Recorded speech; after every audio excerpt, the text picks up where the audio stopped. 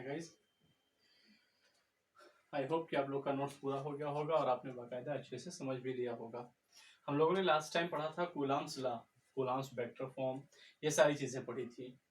ठीक है, आज हम पढ़ेंगे इलेक्ट्रिक फील्ड। ठीक है, तो आज का हमारा टॉपिक है इलेक्ट्रिक फील्ड।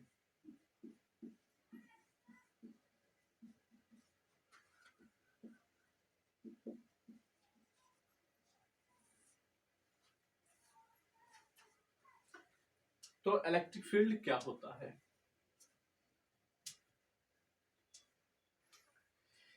तो देखिए, इलेक्ट्रिक फील्ड होता क्या है, जैसे कि हमने देखा कि एक चार्ज दूसरे चार्ज पे फोर्स लगाता है।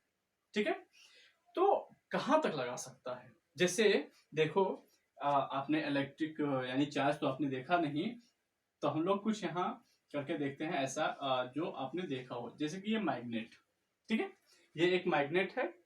तो इस मैग्नेट के क्रॉस मैंने इसके नियर अबाउट कहीं भी एक आयरन पीस रखा। सपोज कर लो यहाँ पर मैं एक आयरन पीस रखता हूं। ये इसको अपनी ओर अट्रैक्ट नहीं करता है। मैं इसको यहां रखता हूं, फिर भी नहीं करता। यहां रखता हूं, नहीं करता। यहां रखा, कर लिया।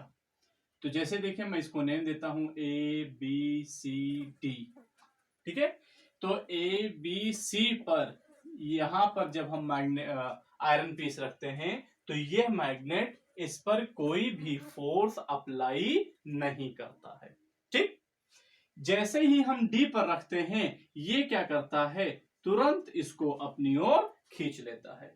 ओके, इसी तरह से मैंने देखा यहां पर, यहां पर, यहां पर, जब मैं यहां फोर्स रखता हूं, सॉरी आयरन पीस रखता हूं, तो ये उसको अपनी ओर अट्रैक्ट कर लेता है। सपोज करो, इसी तरह से मैंने चारों तरफ से चेकआउट किया और हर उस पॉइंट को मिला दिया आपस में, तो ये हमें मिला शेप। ठीक है, कि इतने एरिया में, इस दिशा, इस डायरेक्शन में यहां तक, इस डायरेक्शन में इस यहां तक, इस डायरेक्शन में इस जगह तक, इस तरह से हमने देखा कि ये आयरन पीस को अपनी ओर अट्रैक्ट करता है। ठीक है, और इसके बाहर अगर हम रखते हैं तो वो अट्रैक्ट नहीं करता है। इसके अंदर की बात करें, जैसे ये डिफरेंट पॉइंट्स हो गए। ठीक है, इन सब पॉइंट्स की हम बात करें अगर ऐसे, तो क्या इन सब पर इसका जो रिएक्शन है वो क्या होता है? तो अब इस सर्किल के अंदर कहीं भी, बट नॉट एग्जैक्टली मे भी सर्किल हो, ऐसा जरूरी नहीं है कि सर्किल ही हो, बस यहां पर मैंने एक आपको कॉन्सेप्ट दिया है। तो यहां पर हमने ये पॉइंट्स लिए जो कि इस सर्किल के इनसाइड में है। तो इन पॉइंट्स पर अगर मैं आयरन पीस पर को रखता हूं तो क्या इफेक्ट होता है? तो हम देखें कि अगर इस जगह पर मैं आयरन पीस को रखता हूं तो ये वहां से भी इसको अपनी ओर अट्रैक्ट कर लेता है, अपनी ओर खींच लेता है। तो हमने ये देखा कि इसके पास से, यानी मैग्नेट से लेकर के इतनी दूर तक अपने चारों तरफ 4 पाई डायरेक्शन में, ठीक है, इधर इधर इधर, हर डायरेक्शन में, ऑल डायरेक्शन में, तो हमने ये देखा कि अब ये मैग्नेट अपने चारों तरफ इतनी दूर तक एक आयरन पीस पर फोर्स लगा सकता है। ठीक है, और इस लिमिट के बाद ये फोर्स नहीं लगा पाता है। ठीक है, तो हमने जो यहां पर ऑब्जर्व किया कि इस मैग्नेट का अपना एक फील्ड होता है और उस फील्ड तक ये फोर्स लगाता है और उसके बाद वो नहीं लगाता है। तो वो पूरा स्पेस जहां पर वो फोर्स लगा सकता है, ठीक है, उसको हम क्या कहेंगे, फील्ड कहेंगे। तो मैंने मैग्नेट का एग्जांपल इसलिए दिया क्योंकि आप मैग्नेट को समझते हैं। तो इस फील्ड का नाम, ये फील्ड किसकी वजह से है, इस फील्ड में कौन फोर्स लगा रहा है, तो इस फील्ड में ये मैग्नेट फोर्स लगा रहा है। ठीक है, ये फील्ड इस मैग्नेट का होगा, यानी इसका हमने क्या नाम रखा, मैग्नेटिक फील्ड। इसी तरह से जैसे इस मैग्नेट के साथ होता है, उसी तरह से चार्ज के साथ भी होता है, बट चार्ज आपने नहीं देखा इसलिए मैंने उसका एग्जांपल नहीं दिया। जो कि हमने देखा, इस पर कूलम्ब्स लॉ बने, ये सारी चीजें हुई। भाई तो बिना फोर्स के तो हुआ नहीं। हमने थेल्स के एक्सपेरिमेंट में देखा, छोटे बड़े एक्सपेरिमेंट में हमने देखा कि हाँ फोर्स लगाते हैं चार्ज। तो यहां पर भी हम देखते हैं कि कोई भी चार्ज, ठीक है, इसी तरह से अपने चारों तरफ कुछ दूर तक फोर्स लगा सकता है किसी दूसरे चार्ज पर। तो the whole space around a charge where experience its effect, जहां पर हम इसके इफेक्ट को देख सकते हैं, इस चार्ज के चारों तरफ का पूरा स्पेस, ठीक है, इस चार्ज के चारों तरफ का वह सारा स्पेस जहां पर हम इसके इफेक्ट को देख सकते हैं। ये किस तरह का इफेक्ट दिखाता है हमें, ठीक है, ये अपना इफेक्ट किस तरह से हमें दिखाता है, तो ये अपना इफेक्ट हमें दिखाता है फोर्स लगा के।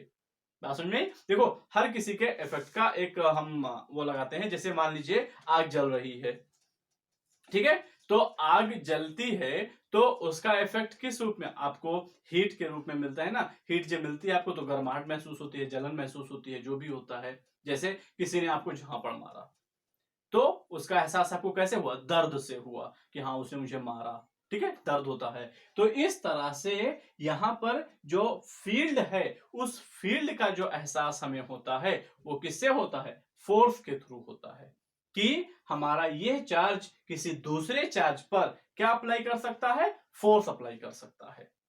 तो जितने स्पेस में ये फोर्स लगा सकता है उसी को हम क्या कहेंगे, फील्ड कहेंगे, ठीक है। वो हम क्या कहेंगे उसके लिए, उसको हम फील्ड कहते हैं कि हाँ वो इलेक्ट्रिक फील्ड है, किसका, इस चार्ज का। ओके, तो इसको आप नोट कर लीजिए, एक मिनट।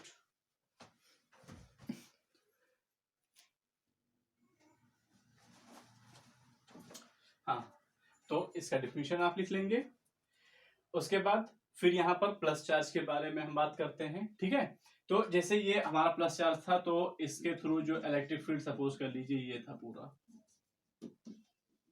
ठीक, जैसा कि मैंने बता दिया, the whole space around a charge. तो यहां पर ये पूरा स्पेस हमने देखा, तो इस पूरे स्पेस में यह अपना इफेक्ट दिखा सकता है, और जितने दूर तक हम इस चार्ज के इफेक्ट को देख सकते हैं वो पूरा स्पेस क्या कहलाएगा, इस चार्ज का इलेक्ट्रिक फील्ड कहलाएगा। तो क्या हर पॉइंट पर, जैसे ये स्पेस इतना बड़ा है तो इस स्पेस के हर लोकेशन पर इसका इफेक्ट सेम देखने को मिलेगा, तो क्या हमने मैग्नेट वाले कंडीशन में सेम इफेक्ट देखा। आप इसको घर पे करके देख सकते हो, एक मैग्नेट लीजिए, उससे डिफरेंट डिफरेंट पॉइंट पर आप कोई आयरन पीस रख करके और देखिए क्या हर जगह मैग्नेट हर लोकेशन पर सेम फोर्स अप्लाई करता है। तो आप देखेंगे कि जैसे जैसे आप मैग्नेट से दूर होते जाएंगे आपका फोर्स कम होता जाएगा। उसी तरह से यहां पर भी हमें देखने को मिलता है कि जब चार्ज से हमारा डिस्टेंस बढ़ता जाता है तो हमारा जो इफेक्ट होता है वो कम होता जाता है। जैसे मैं कुछ पॉइंट्स यहां पर मार्क करता हूं, तो ये देखिए, मान लीजिए ये point A, point B, point C, इस तरह से देखें, पॉइंट ओ, ठीक। तो हम देखते हैं कि ओ पर इस चार्ज का इफेक्ट सबसे ज्यादा होता है, यानी यहां पर अगर हम कोई भी दूसरा चार्ज रखें तो ये उस पर बहुत ढेर सारा फोर्स अप्लाई करेगा, जबकि सी पर अगर हम कोई चार्ज रखते हैं तो इस पर फोर्स ये कम लगाएगा।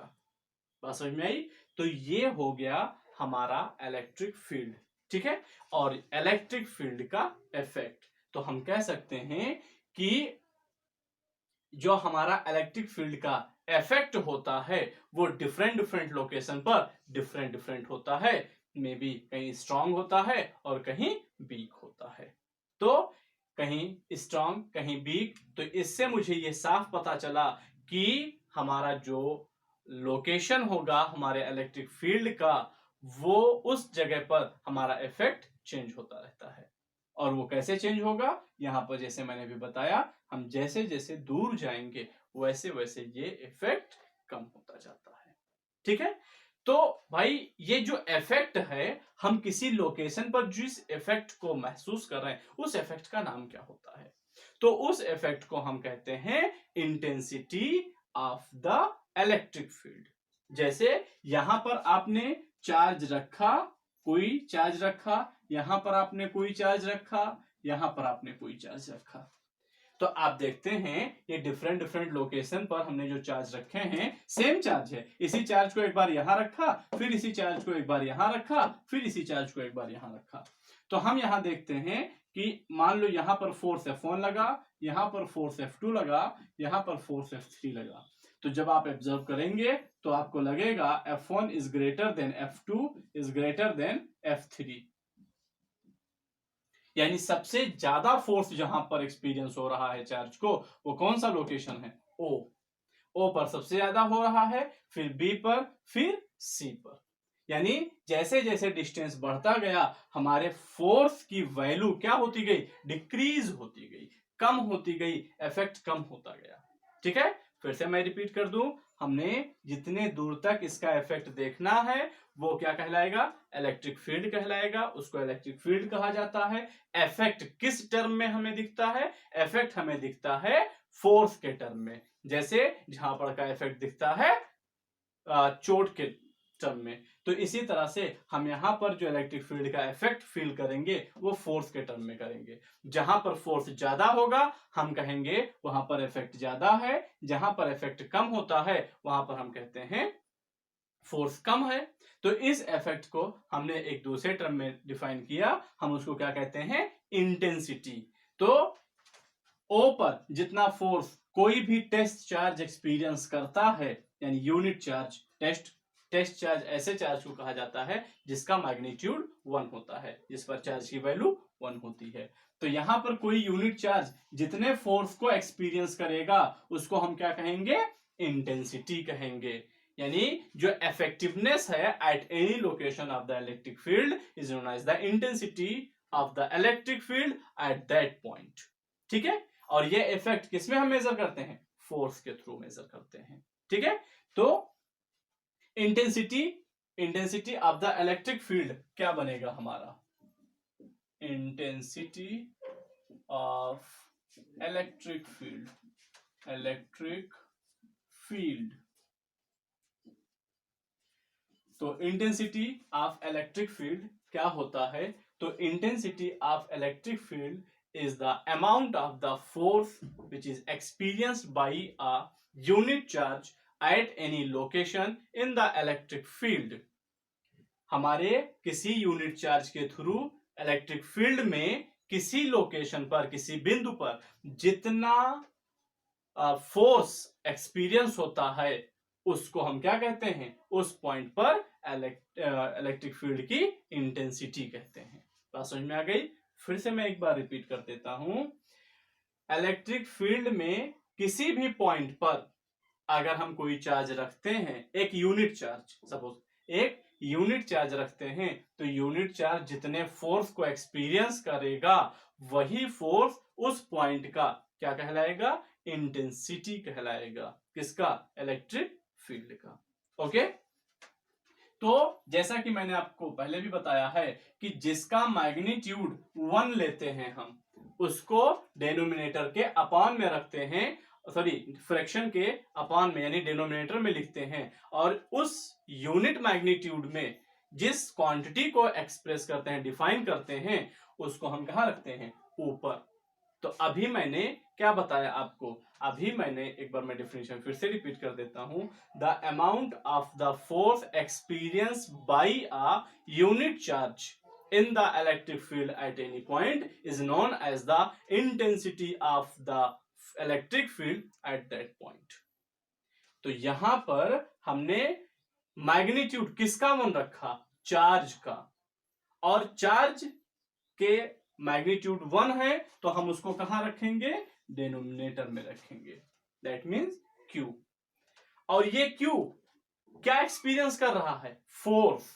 तो हम इस यूनिट मैग्नीट्यूड के साथ किसको एक्सप्रेस कर रहे हैं? फोर्स को। तो हम उसको कहां रखेंगे? ऊपर। And that is the known as the electric field at that point. Electric field को हम डिनोट करते हैं intensity of the electric field को E से। सो E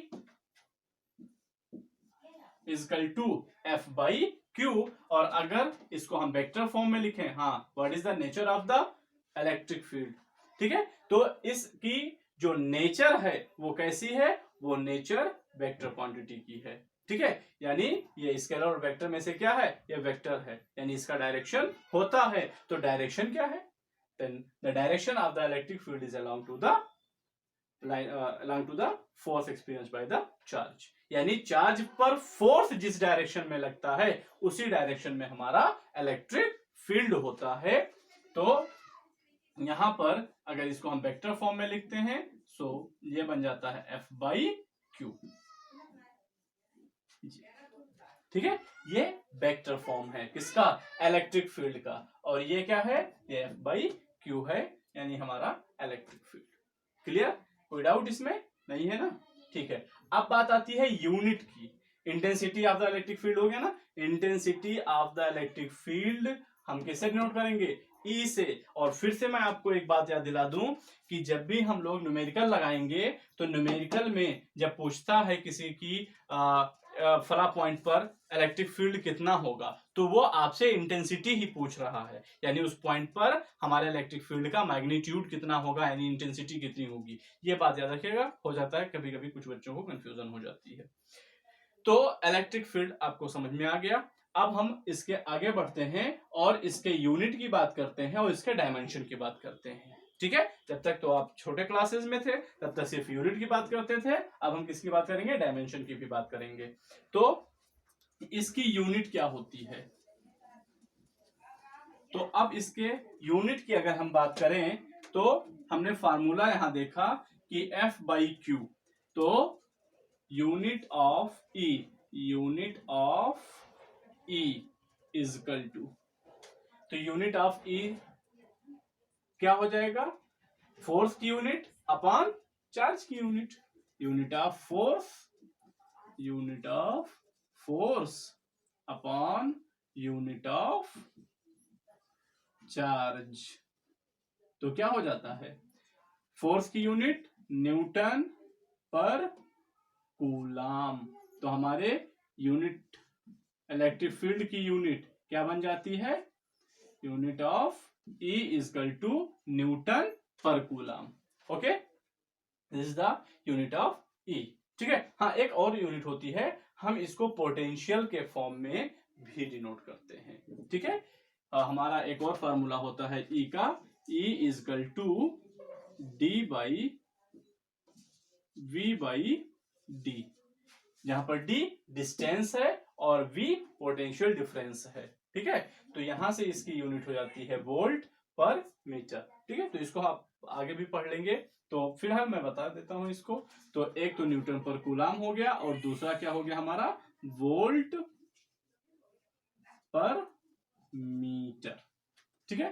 तो ये दोनों यूनिट हम यूज करते हैं, तो कोई भी यूज करते हैं। ज्यादातर ये वाला फार्मूला जो है आपको कैपेसिटर में मिलेगा, जब हम लोग कैपेसिटर पढ़ेंगे तो उसमें अधिकतर यही फार्मूला हम लोग यूज करेंगे।